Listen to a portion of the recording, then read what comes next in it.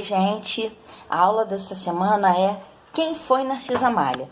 E eu vou ter a honra de dividir essa aula com a professora Patrícia Chaves. Eu vou falar sobre o Brasil de Narcisa Malha e a professora Patrícia vai falar sobre Narcisa Malha. Alguns de vocês devem estar pensando assim, poxa, de novo? Pois é, gente, de novo. Narcisa é uma figura tão rica que sempre temos alguma coisa a dizer sobre ela.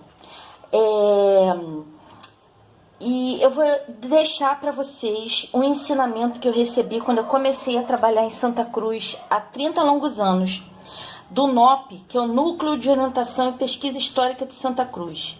Um povo só preserva aquilo que ama. Um povo só ama aquilo que conhece.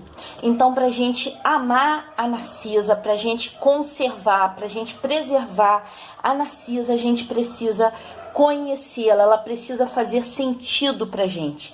E é isso que nós vamos tentar mostrar para vocês agora.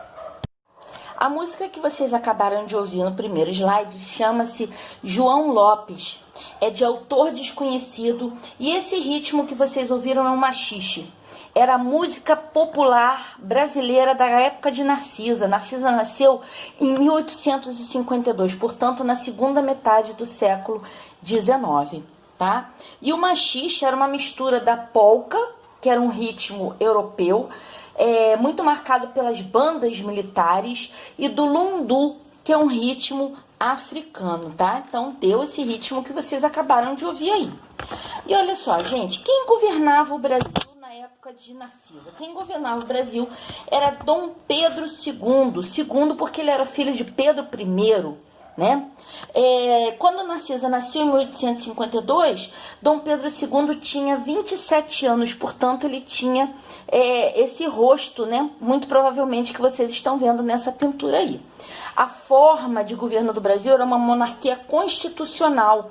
O que isso significa? Que o poder do imperador, teoricamente, era limitado por uma Constituição. O governo tinha que obedecer à lei maior do Brasil, que era a Constituição.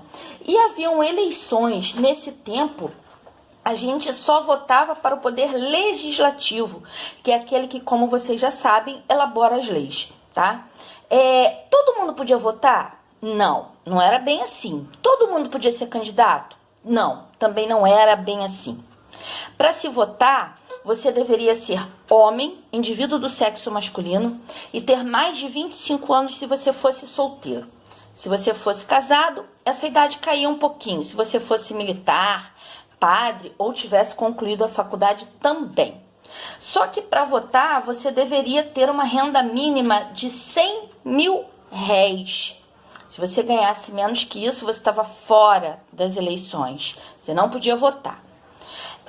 Pela lei, mulheres, índios, escravos e trabalhadores que ganhassem abaixo de 100 mil réis não podiam votar. Isso significa que apenas, naquela época, cerca de 1,5% da população podia votar, tá?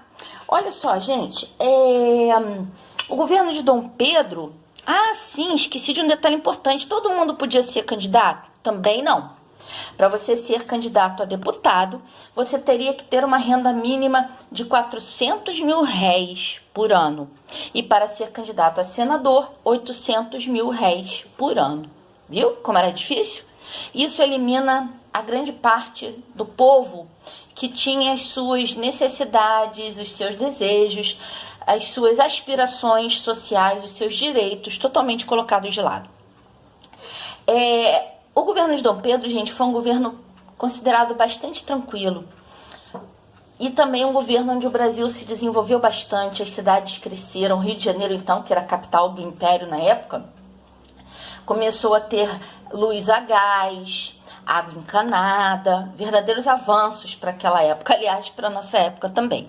O nosso principal produto econômico era o café, tá?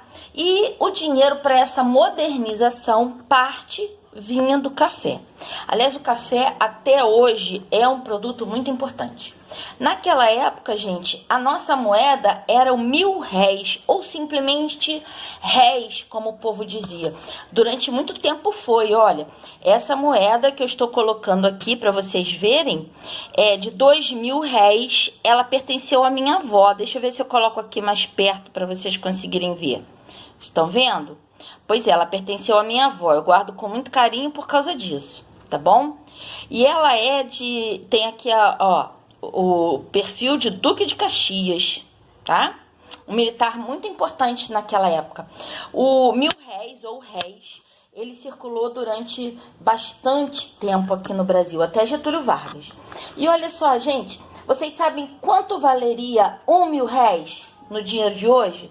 Valeria mais ou menos R$ 123. E R$ 1 valeria 0, centavos, né? 0,123 centavos, 123 centavos de real, tá? Essa aproximação foi feita pelo pesquisador Laurentino Gomes.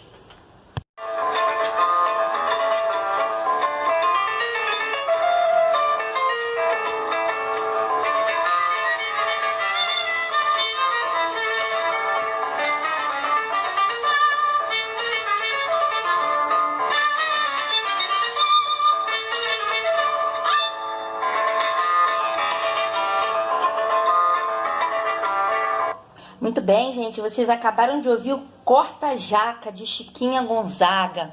Chiquinha era contemporânea de Narcisa e foi a primeira maestrina, a primeira mulher a ser maestro, a reger uma orquestra. Olha só, gente, Narcisa era uma mulher à frente do seu tempo, Chiquinha era uma mulher à frente do seu tempo. Essa música, o Corta-Jaca, era um machixe, igual ao que a gente ouviu, um ritmo parecido com o que a gente ouviu na abertura do nosso estudo. E falando em café, que era o nosso principal produto econômico, falando da nossa moeda, que era o 1.000 réis, vamos falar de quem trabalhava. Quem trabalhava eram os escravos. Eles eram a principal força de trabalho naquela época. Mas, quando Narcisa nasceu, aliás, 2 anos antes de Narcisa nascer, em 1850, o tráfico negreiro foi proibido. Foi a lei Eusébio de Queiroz. Eusébio de Queiroz era o ministro da Justiça da época, que proibiu o tráfico negreiro. O que é tráfico? É o comércio. Mas a escravidão acabou? Não, ela não acabou. Havia o contrabando de escravos, sim, gente, se contrabandeava, havia o comércio ilegal de seres humanos, de trabalhadores. Além disso, havia o tráfico interno de escravos. Esses escravos vinham de regiões decadentes, economicamente decadentes, para o Rio de Janeiro, para as regiões produtoras de café, para São Paulo, para Minas, para o Sul. Vinham principalmente do Nordeste, tá? E foi nessa época também, gente, que começou a ser introduzido no Brasil um novo trabalhador. Dessa vez ele não era escravo, ele não era negro, ele era branco. Eram os imigrantes, aqueles que vinham da Europa, eram italianos, espanhóis, alemães, portugueses, que sempre migraram para o Brasil em busca de melhores chances de vida. Na verdade, o governo brasileiro fez uma grande propaganda lá fora. E a tentativa de trazer esses trabalhadores, né, europeus para cá, além de suprir a necessidade de trabalhadores por conta da redução da entrada de escravos negros, era também uma tentativa de branquear a nossa sociedade, né? De mostrar que a gente não era escravista, né, de abandonar aquela ideia aos poucos, né? Foi a primeira tentativa de branquear a nossa sociedade, de tornar a sociedade brasileira mais próxima da europeia. Para terminar minha participação nessa aula, gente, eu vou apresentar a vocês a primeira ferrovia do Brasil, que é a Estrada de Ferro Mauá. O início das obras foi em 1852, quando a Narcisa estava nascendo, né? E ela foi inaugurada em 1854, 2 anos depois, um tempo recorde para isso, tá? Principalmente para a tecnologia da época.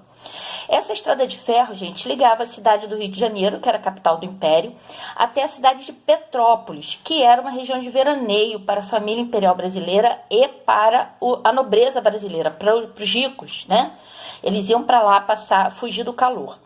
E esse caminho não era todo feito de trem não, tá, gente? Primeiro eles pegavam um barco a vapor, lá na Praça 15, no centro do Rio de Janeiro, iam até o fundo da Baía de Guanabara, que é a região de Magé, na Baixada Fluminense atualmente. Ali eles pegavam o trem. Essa estaçãozinha que tá aqui, ó, gente, ó, ela ainda existe lá, né? Deveria estar, inclusive, melhor conservada, porque é um marco histórico importante. Depois eles iam no trenzinho, nessa Maria Fumaça que vocês estão vendo aí, até o pé da serra. Lá no pé da serra eles pegavam uma carruagem e completavam o percurso, então, de carruagem.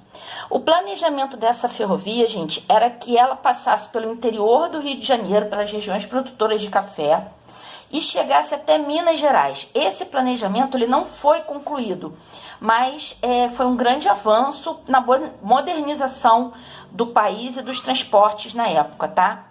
Olha só, gente, essa ferrovia é considerada o primeiro sistema intermodal de transporte. O que isso significa?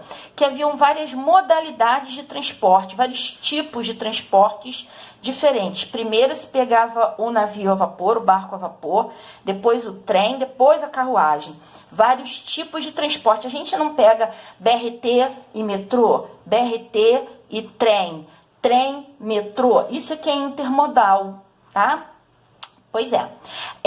Abaixo a gente vê uma cena da Guerra do Paraguai, que foi um conflito bastante importante que mobilizou o Brasil nessa época. Também marcou a nossa história na segunda metade do século XIX. E eu vou terminando por aqui a minha participação. E olha só, gente, antes de terminar, eu tenho alguns agradecimentos a fazer. Ao Edson, esposo da professora Patrícia, que nos ajudou na edição desse vídeo, principalmente na segunda parte, e o professor Júlio Queiroga, ele é professor de música, de educação musical da Prefeitura do Rio de Janeiro, né, da nossa Secretaria de Educação, com quem eu tive a honra de trabalhar durante muitos anos e que me ajudou na seleção histórica dessas músicas que vocês ouviram aqui. A gente vai terminar com um chorinho atraente de Chiquinha Gonzaga também, né?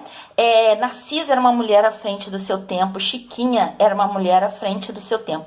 Então nós vamos ouvir o choro atraente. Depois do machixe, o chorinho se tornou o gênero popular da música brasileira. Vamos encerrar então com Atraente de Chiquinha Gonzaga.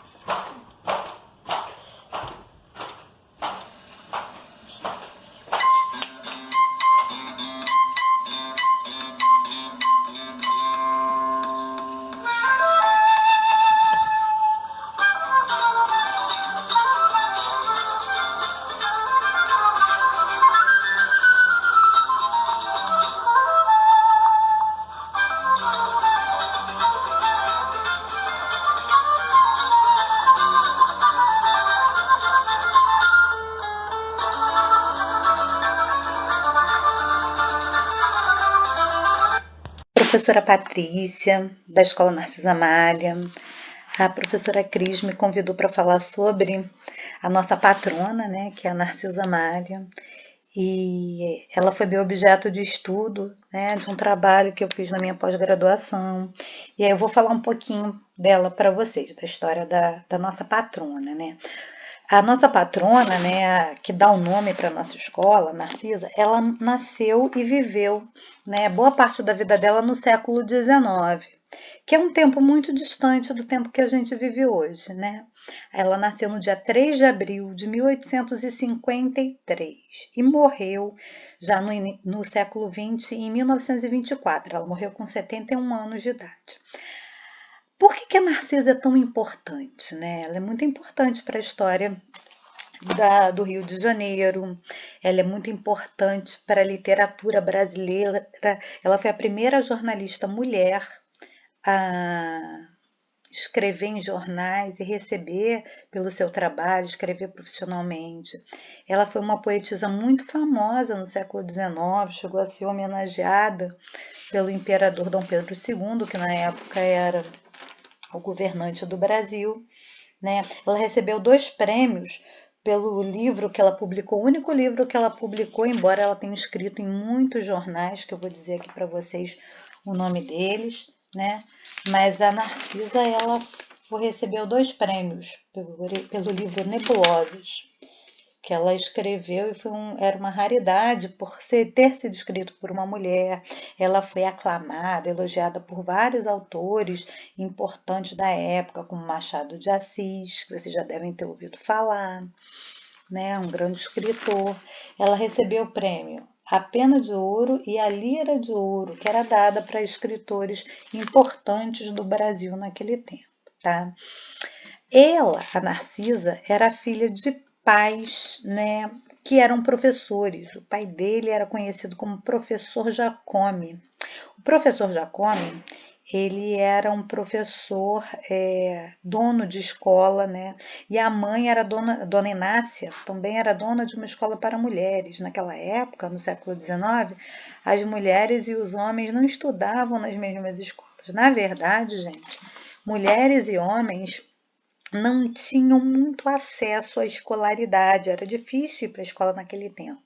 Para você estudar, você tinha que ter uma condição de vida melhor, as escolas eram pagas, né? Narcisa, como era filha de professores, ela não era rica, mas ela tinha pais instruídos, então ela desde muito cedo, desde pequena, ela aprendeu a ler, escrever, falava muito bem o francês, que era uma língua, né, muito falada na época, como o francês no século XIX está para a gente como o inglês hoje, né? Que era necessário você saber falar e conhecer para você entender das coisas que estavam acontecendo e tal. Vou dar uma paradinha, vou continuar daqui a pouco, peraí.